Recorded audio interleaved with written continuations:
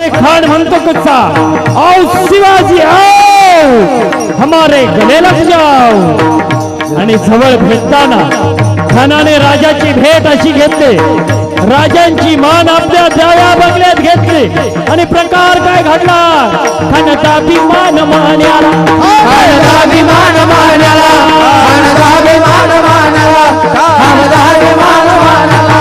कट्यारीचा वार त्यानं केला, कट्यारीचा वार त्यानं केला, कट्यारीचा वार त्यानं केला, कट्यारीचा वार त्यानं केला।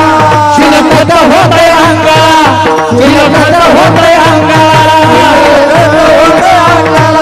शिलपत होतंय अंगाला। कर आवाज झाला, कर आवाज झाला, कर आवाज झाला, कर आवाज झाला। झालं काय, झालं काय?